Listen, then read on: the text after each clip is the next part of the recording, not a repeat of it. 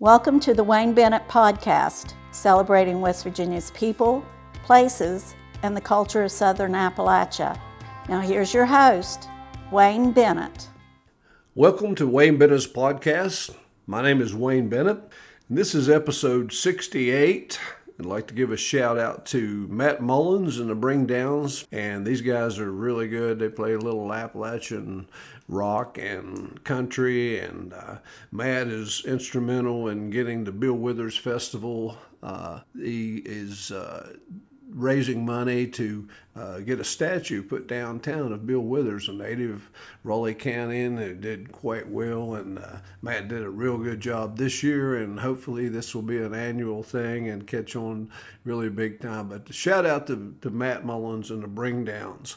I've been asked by several people to tell what I know about a guy that used to live in the Piney River Canyon or Piney Creek Canyon. His name was Cabbagehead Meador. In the 50s and 60s, it was quite a character to witness and talk about. And I'll tell you a little bit about it. When I was a kid, probably about 9 or 10 years old, I was playing in the Sylvia School playground at lunchtime, and I saw a small guy walking up Myers Avenue. He had long black grayish hair. He had a long beard almost down to his waist, and he wasn't a real big fella. He had a dark gray blackish trench coat on, and it was kind of uncharacteristic because at that time it was in April, and that was pretty warm apparel to be wearing. But and he was walking in a hurry and kind of a strange looking character. And one of the other kids told me that was a guy named Cabbagehead. And I'd never heard of the guy before. So it was a little bit of discussion. They said he'd come out of Piney Creek every once in a while, and he would go to the post office and go back, and that he lived in a cave. Some people called him Cabbagehead Meadows at the time, but we found out later that his last name was Meador. I heard several rumors of how he got his name. There used to be an old song called Cabbagehead. I think Doc Watson had it out maybe back in the 40s, and there have been several different versions of that song. Some people say that people adapted that to him from the song. Another rumor I heard was another kid in Sylvia School witnessed him walking up Myers Avenue like I did, and went in and told the teacher that he saw this strange guy going up Myers Avenue, and the teacher said, well, describe him. And he said, well, he had this big cabbage head, and that kind of caught on. One thing we do know that he didn't seem to mind the nickname. It was something that stayed with him until he died. Doing a little bit of research, I found out that his name was Milburn Meador, and he was born in Summers County. His mom and dad were Mr. and Mrs. Harrison Meador, and he was one of 6 children. He attended school at the Glade Creek School, and one of his first teachers, in an interview that he had said later, was named Abraham Redden. He was born on April the 1st, 1877. He wasn't in school too long, but in one of his recollections, he said he remembered winning the school spelling bee. And he began working in a sawmill. And he also, during his working career, he was a coal miner. He married a lady named Annie, and according to one of his other interviews, he had 2 children who had died before him. During his early life, he had traveled to 15 different states, including Wyoming and Georgia, and worked in the sawmill or in the coal mines. And he liked Georgia best because of the weather. Now, where he actually lived is down below the White Stick Sewer Plant on Piney Creek. Back in the old days, there used to be a Raleigh Empire coal company Tipples. It was behind what they call Raleigh Motor Sales there. He, I guess after the death of his wife and his kids, and he got old to where he couldn't work. He had no other known relatives that we know. And so he started living in a cave area, and is down behind also. Nowadays, if the Brookshire development, where you have several doctor's offices right before you get on I-64, they used to call that area the Cliffs when I was a kid growing up. There used to be a Parrots Market was there. And us boys, we used to go down there on Saturdays, and we'd go up and down those cliffs. There was pathways to get through there, but he lived in one of the caves there, and he also had a small hut that he lived in during some of the summer months, but it wasn't really sturdy enough or well built enough to really withstand the cold. So that made him a recluse and a hermit, was a term they used back in the old days. He frequented the city dump, which was located at the end of Worley Road, and there was a Mr. Mitchum that used to run the city dump. And back then, there was no real environmental protection agency, and so if you lived in a city, you could just come out there and just dump your trash. And usually there was some burning all the time, and they just basically piled up trash. Sometimes if you brought something that was worth any money or whatever, Mr. Mitchum would set it to the side. And evidently he and Cabbagehead or Milburn Meador were good buddies. You'd see Milburn there quite often. During on Saturdays, boys, we would go on hikes out through Gray Flats where the soccer fields are now, and down on the cliffs. I don't think our parents knew where we were most of the time, but they probably wouldn't let us go. But it was just a way we'd pack our lunches and stay all day. Sometimes we would have groups of 10 or 12. Sometimes it'd be just 2 or 3 of us.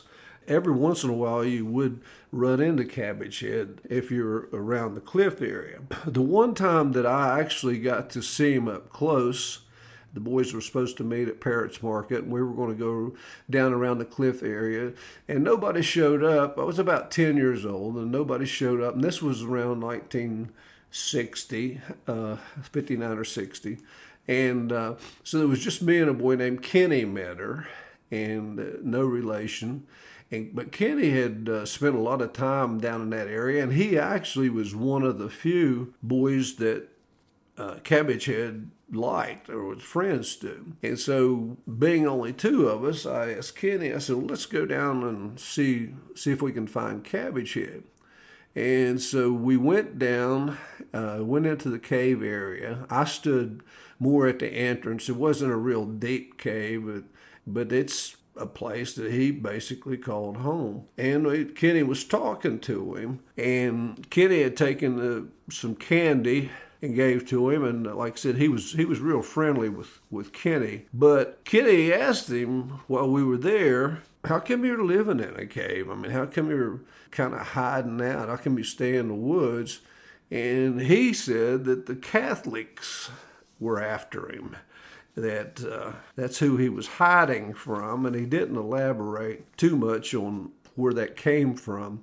But we do know for a fact, there were other guys that came around down the area, and Cabbagehead by this time was getting older. He was in his 70s and early 80s, and there was a lot of pranksters that messed with his hut or messed with his area in the cave where he lived. And vandals, some of the people were mean to him. And one particular incident happened in 1949. There were some boys that got into his strawberry patch, and he came outside his hut to run them off, and they took off running south down the river and a creek, and he just shot up north to kind of scare them. Didn't shoot at them, but what had happened, though, was one of the boys had ran the opposite direction of the other 2. And so when he shot it in the bushes up north, he actually hit one of the kids. The boy's name was Paul Bradley, and he lived in Raleigh. and he had some minor injuries caused by a shotgun blast. There is newspaper evidence that he was treated by Dr. M.C. Banks of Raleigh and released. And in an interview that same year, Carl Cahill was a reporter for back then newspapers, and he went down to talk to Cabbagehead, get a little story with a guy named Hank Harkness and Herman Mandeville. And during that interview, Cabbagehead once again said the reason he was hiding out was because he was hiding from the Catholics, and that some Catholic guys had beat him up at one time, and so he had to stay hidden from them. There was also an incident in 1956, and keep in mind again, this guy's in his 70s. Very seldom would you ever see him in public, but he was shot twice by juveniles with .22 caliber rifles, and he was shot once in the face and once in the collarbone. And he said that they had broken into his hut, stole 2 shotguns and some postal saving certificates that he had bought at the post office, worth about $400. And in the newspaper article, he was taken to the hospital, treated, and released. Well, he wouldn't stay, and they arrested 2 East Beckley boys, charged them with felonious assault and breaking and entering. And so his life was, he couldn't be left alone too much. In 1960, an article that was written in the Raleigh Register by Opal Ripley, she talked about a hunter had found Meador on his back on the bank of Piney River and had reported to the sheriff's department. And when they went down there, they found him laying there on the bank. He couldn't walk. He was still alive. And 4 deputies and 2 volunteers carried him to where an ambulance took him to the hospital. He described his in the interview at the hospital, they actually shaved him and cleaned him up a little bit. And he described his injuries as evil spirits and poisons that wouldn't leave him. And he stayed at the hospital a few days and then checked himself out. Also, in that same interview, he gave some political views that we needed an honest, progressive republic world, that he didn't believe in dictators, Democrats, or socialists. And the only Democrat he said he ever voted for was Woodrow Wilson. And he never voted for Franklin Roosevelt one time at all. He wasn't a real Roosevelt fan. But also in that same interview, he said he never bought, sold, or used whiskey in his whole life. But he did make some brandy one time to use as a sort of a cough syrup. However, some of the records that we dug up, in 1941, he was arrested in July and charged with a moonshine steal, mash, and liquor in the Beaver area. And the arresting officer was a federal officer named R.A. Wade. So some of his recollection wasn't quite accurate. The actual case was held over until about November, and I don't think he did spend a few days in jail, but I don't think there was too much to it. Now, he lived off of commodities, and he would go over on Bibb Avenue. There was a church over there, and pick up his commodities when he was younger. And he also was on county assistance, and it equaled to $27 a month. And of course, this was in the 50s and 60s and probably late 40s. And actually, before he died, he had been raised up to $31 a month. So it was kind of hard living like that. But that's what he lived off of, was commodities and that kind of money. He was in a story written by Leon Scheimer. When he was about 80 years old, there was an engineer for C&O Railroad named S.L. Gwynn. He would see Cabbagehead a lot along the railroad tracks and stuff, and they kind of friended him, and he would give him parts of his sandwich sometimes, and then he started going down and visiting him. And I think Mr. Gwynn might have lived up on LaRue Avenue in East Beckley, and one time he went and visited him. It was around Christmas and cold weather and stuff, and Cabbagehead, the only thing he had to eat was a meal out of one of the commodity bags.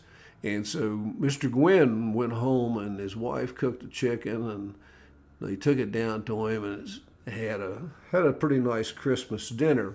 And after that, Mr. Gwynn kind of started checking on him regular, 3 or 4 days a week, and was actually trying to help him. And Cabbagehead had reached an age where he couldn't get out as often, so he wasn't getting the commodities that he wasn't picking his check up at the East Beckley post office on a regular basis.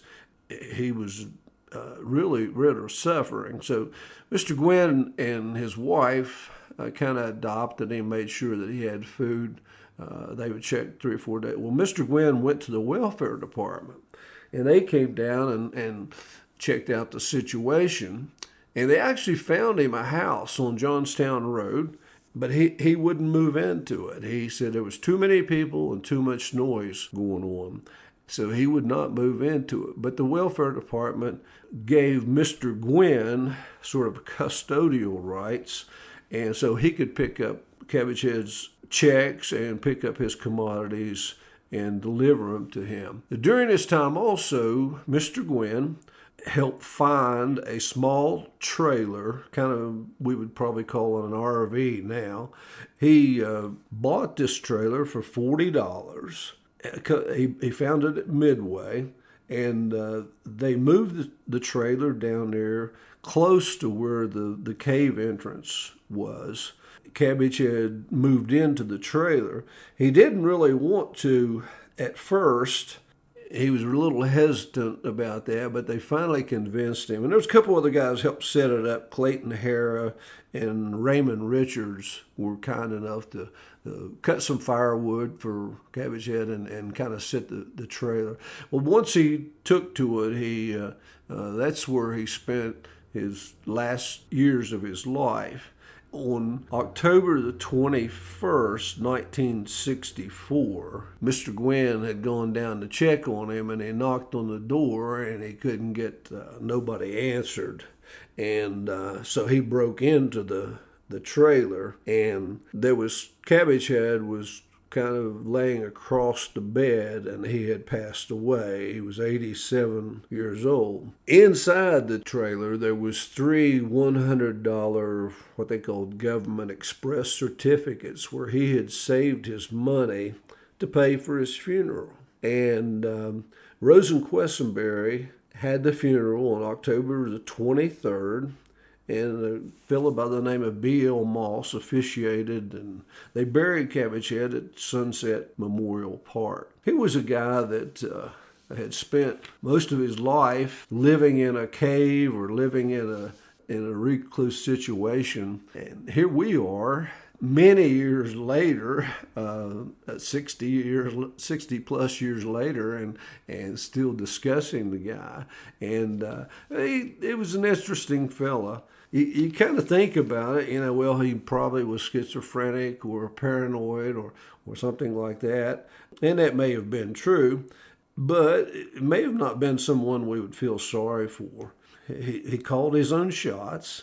Evidently, he was relatively healthy, because up until his just the later years, he was independent, had pretty well taken care of himself in remote situations. And he really didn't have anyone to thank so much other than Mr. Gwynn and his family and a few of his friends.